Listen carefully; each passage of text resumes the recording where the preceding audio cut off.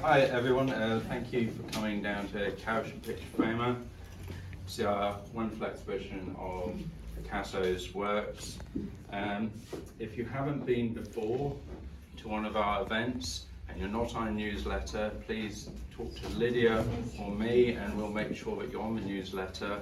There's lots of things going on all the time.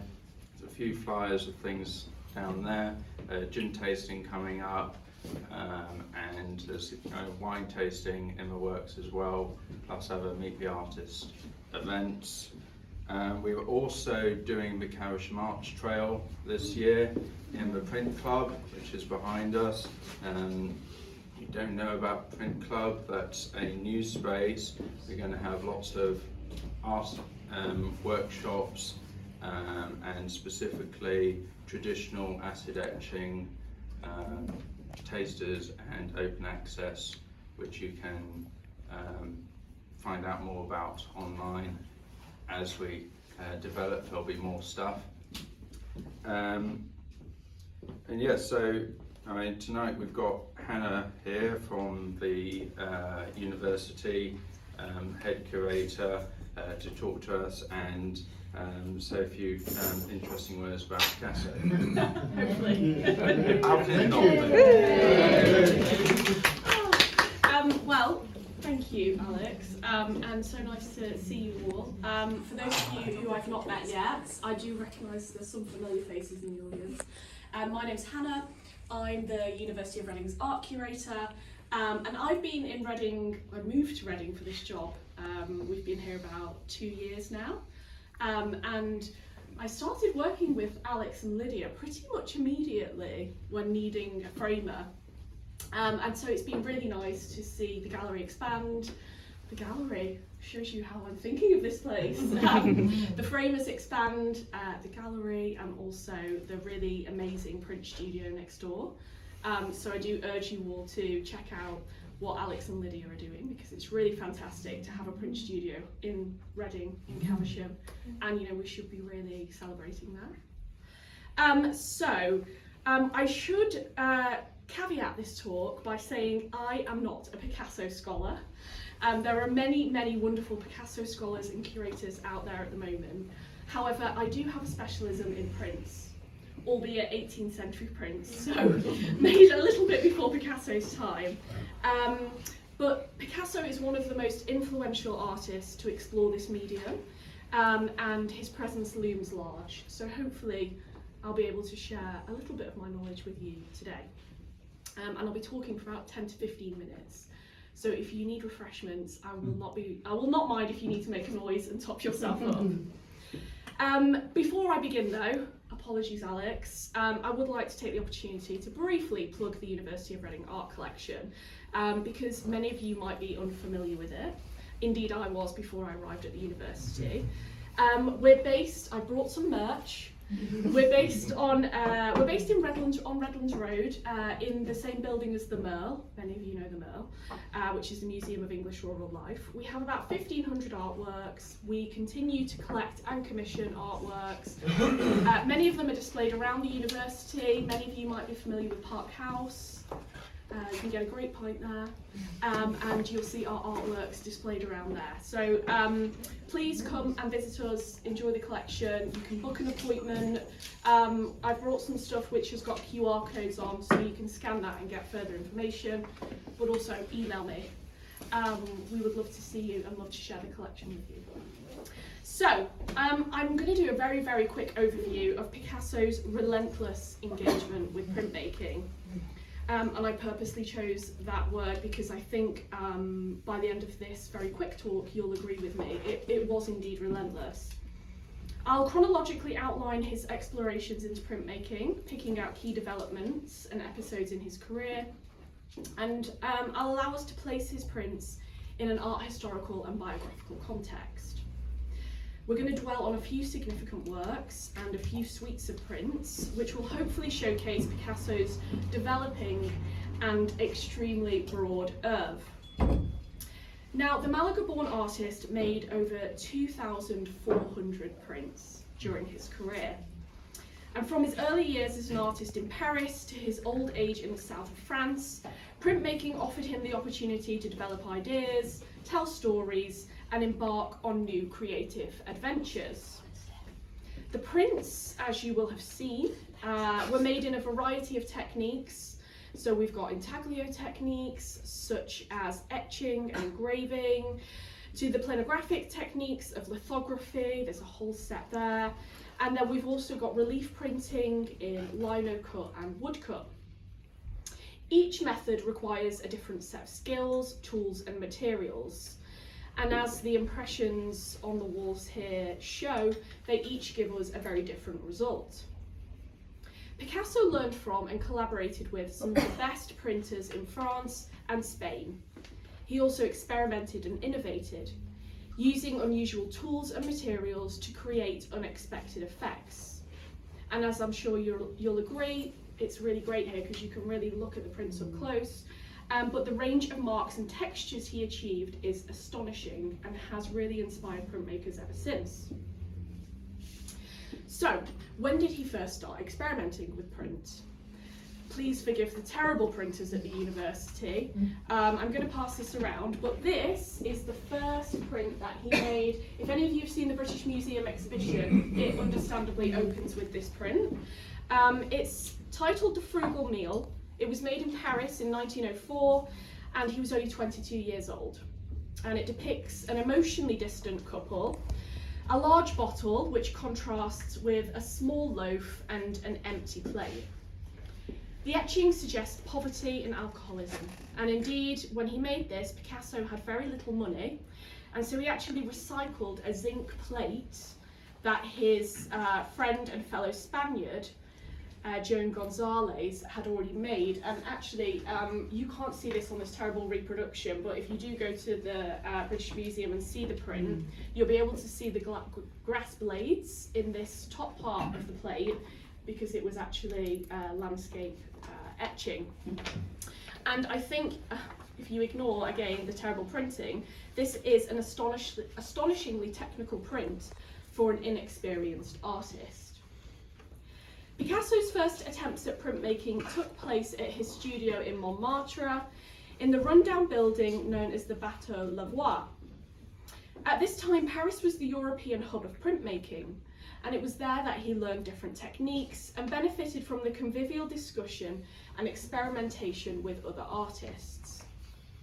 The French capital was also home to established studios and print publishers, which enabled artists to produce multiple impressions of the same image in limited editions, which was a useful source of income. Between 1904 and 1906, Picasso continued to make his first experiments with printmaking, and these were initially printed in small numbers, but by the second decade of the century, they began to be printed in larger editions by the pioneering dealer publisher, Ambroise Vollard. Now, Vollard is worth mentioning, and I'll talk about him in a little bit of detail later, because he played a key role in the aesthetic upheaval that transformed the art world at this time, and he introduced the public to many of the modern era's leading artists. So, in about 1906, Picasso's style changed significantly. His paintings began to reflect his growing interest in non-Western art, particularly masks and statues from Africa and Oceania. A display at the Louvre in Paris of ancient art from the Iberian Peninsula made a very deep impression. Semi-abstract figures with mask-like faces began to appear in his work, and in 1907, Picasso met the French artist Georges Braque. Together they developed Cubism, which was a radical new approach to representing three-dimensional objects. And I won't explain the origins of Cubism to you, but some of you might be familiar with this painting, which is arguably Picasso's best known work from the period, The Women of Avignon. I'm not going to try and pronounce it in French, but there we are. Do we have some more French here? No. All right. Well, okay. Okay. I might look to you for other for help later on. But this was painted in 1907, and in this work he did away with pre-existing artistic conventions like naturalism and perspective, and he jettisoned idealised notions of classical beauty. As one of the curators at MoMA in New York, who own this painting, have said, "No other painting in the history of Western art so boldly confronts the viewer." Now, Cubism, of course, made its way into Picasso's works on paper, and this Cubist Dry Points, made in 1911, published 1 year later in 1912, is considered to be Picasso's most important Cubist print.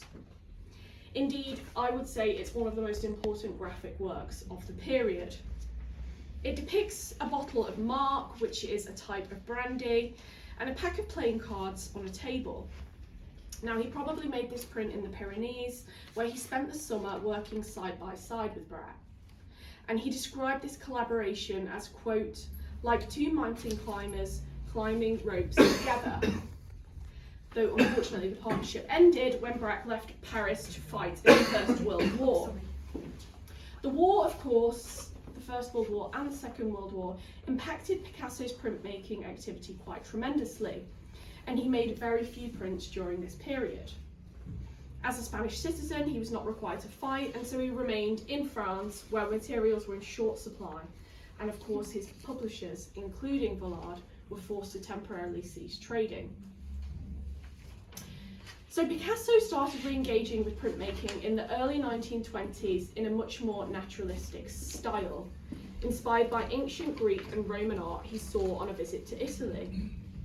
He experimented with etchings of figures made in a linear style, and I want to draw your attention to the ones on this wall here, which are defined by outline only, with no shading or modelling. Between 1930 and 1937, he made 100 etchings, which became known as the Vollard Suite. Though the series has no narrative structure, dominant themes include the sculptor's studio and also the Minotaur, and you might see this in some of the prints behind you. The half-man, half-bull of Greek mythology. And I've also included one of his really wonderful examples of this here. This is the blind Minotaur led by a girl through the night.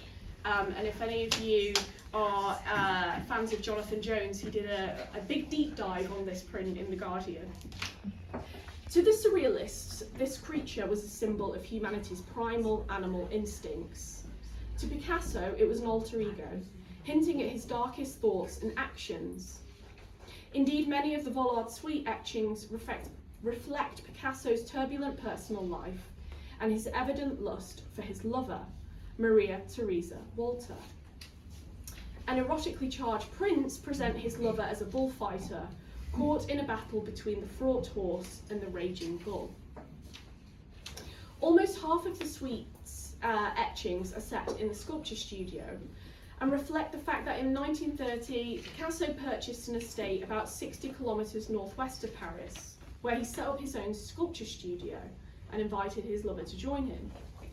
We don't have any of the depictions of the Minotaur here, but you can see the Bacchanal with the bull behind you, revealing that this was a theme that he continued to develop throughout his prints, and indeed something I think you'll agree he struggled with throughout his life. So, we're almost at the end, you'll be pleased to know. Now I want to briefly talk about his lithographs and his lino cuts. So when Picasso escaped Paris for Provence in the 1940s, he was in his mid-60s and already an accomplished international artist.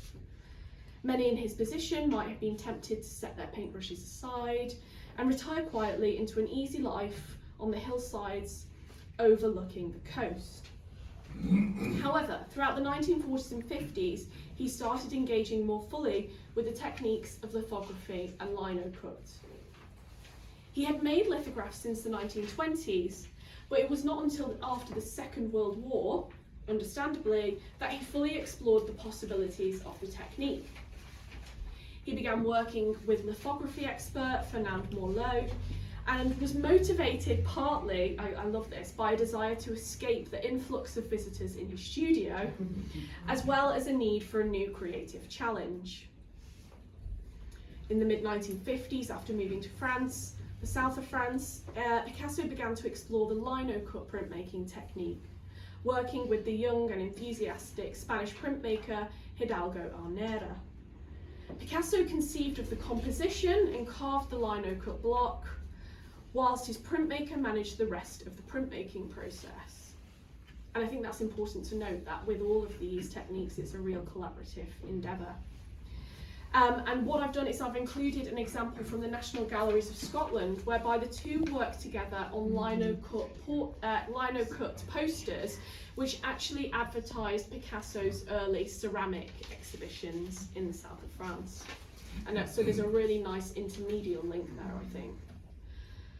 So, though in older age, Picasso became increasingly isolated due to ill health, he set up a print studio close to his home near Cannes, and printmaking filled his days. In 1968, aged 86, he produced 347 etchings, dry points and aquatints over the course of 7 months. So it just shows you how he really engaged with this medium, even in later life. And for that, he worked with his two brothers and began to pick up regular themes, such as the ones you see behind you: the circus, the brothel, the bullfight. And I'm not going to finish with his death. What I'm going to do is encourage you to all go and visit the Picasso Printmaker Show at the British Museum, which is being curated by my wonderful colleague Catherine Daunt. I think the final part of the exhibition, in his final years, where we're looking at those 350 prints, really shows you that, you know, we hear about Picasso all the time. He's an extremely well-known artist, but there is still so much to say about his graphic work. And so I'm going to end there. The exhibition at the British Museum closes on the 30th of March. You must all go and see it. It's going to be very busy right now, but I think you're not going to get this opportunity to see this many of his prints in person. And of course, please do enjoy the opportunity to get so close to some of his prints in the picture frames here, which is a really special opportunity.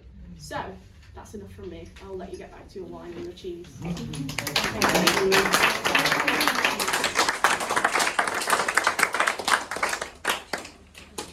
If any of you are desperate to look, I'll leave this over here.